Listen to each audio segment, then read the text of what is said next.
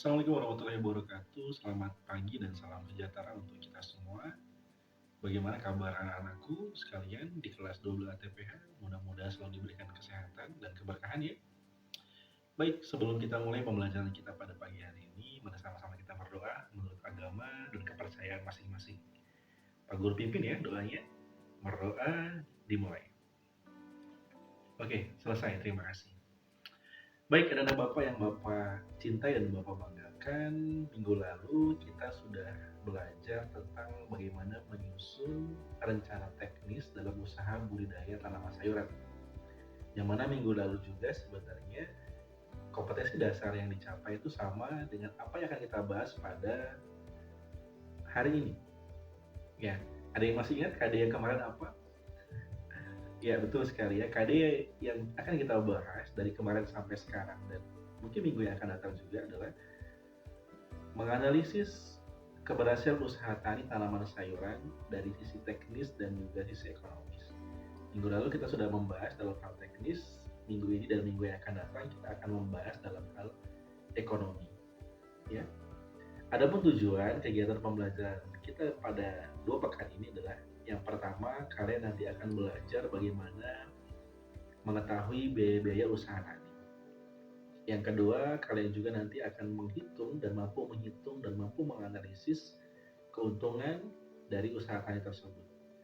Yang ketiga, kalian mampu menganalisis kelayakan usaha tani yang kalian jalankan. Dan yang keempat, kalian juga mampu menganalisis waktu pengembalian modal dari usaha tani yang kalian jalankan itu sendiri. Anak-anakku yang Bapak banggakan, kalau kita bicara soal rencana ekonomi, maka tentu kaitannya adalah dengan analisis biaya usaha tani. Nah, apa sih sebenarnya analisis biaya usaha tani? Itu adalah ilmu yang mempelajari pengalokasian segala sumber daya yang ada secara efektif dan juga bisa menghasilkan keuntungan pada waktu yang kita inginkan ya, pada waktu yang kita butuhkan. Itulah yang namanya dikatakan analisis biaya usaha tani. Nah, kalau kita bicara soal biaya usaha tani, maka kita pun tidak lepas yang namanya dari biaya-biaya apa saja sih yang tergolong dalam biaya usaha tani itu sendiri.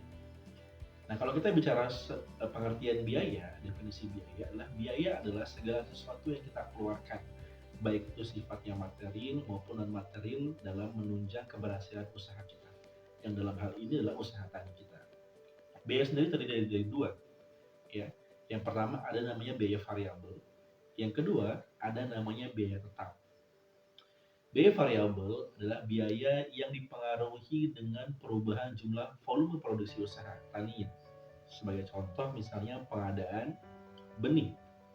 Semakin banyak lahan yang kita gunakan, maka biaya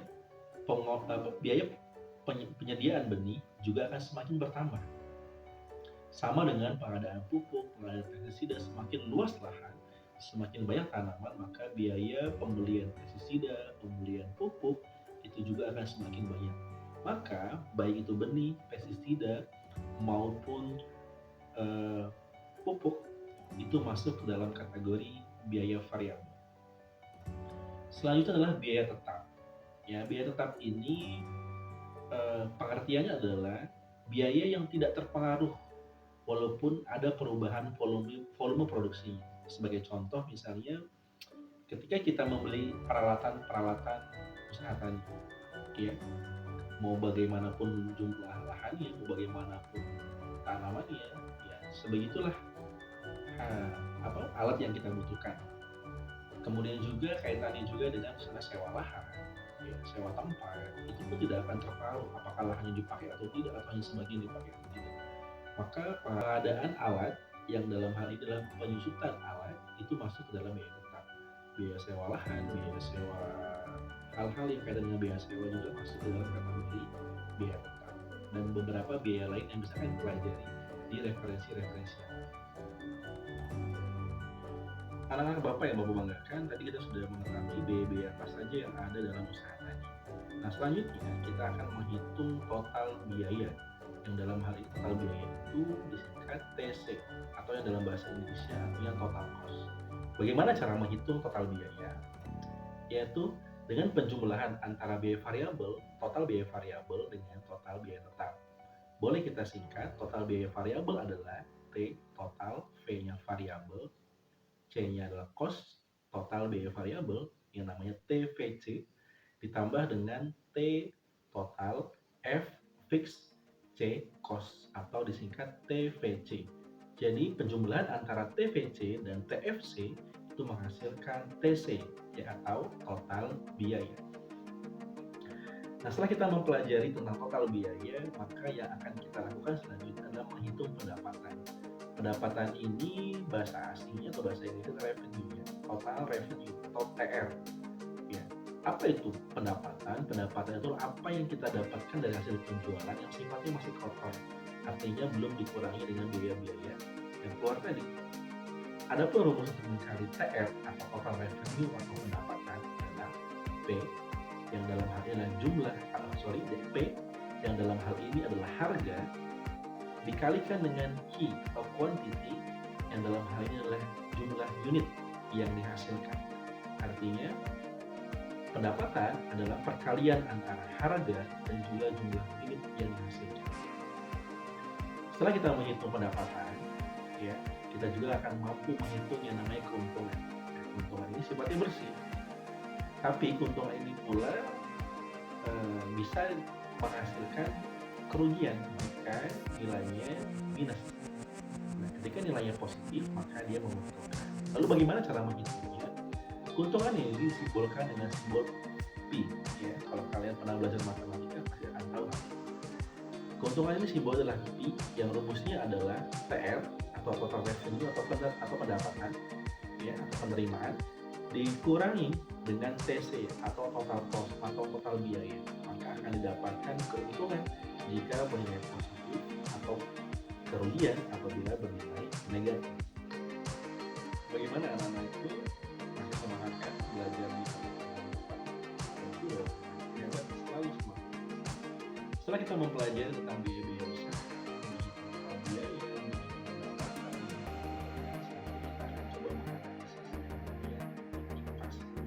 istilah ekonomi adalah BEP atau break even point, yaitu keadaan atau titik di mana kondisi kita tidak mengalami keuntungan dan tidak mengalami kerugian.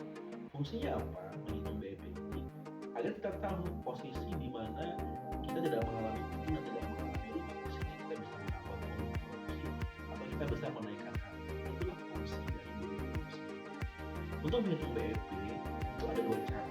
Yang pertama yaitu BEP rupiah.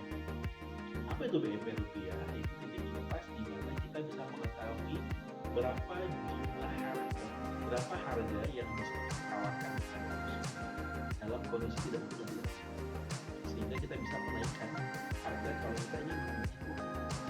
Adapun rumus menghitung BEP rupiah adalah total biaya dibagi dengan jumlah produksi. Itu akan menghasilkan yang namanya BEP rupiah harga. Selanjutnya adalah BEP unit atau BEP produksi. Unit ini berfungsi untuk berapa jumlah adapun rumus yang kita gunakan total biaya dibagi dengan harga akan menghasilkan BEP unit. Analisis selanjutnya adalah analisis yang namanya RC rasio. Analisis RC rasio ini kita bisa menghitung kenaikan ini dari pembagian antara keuntungan atau penerimaan dibagi dengan total biaya yang ada.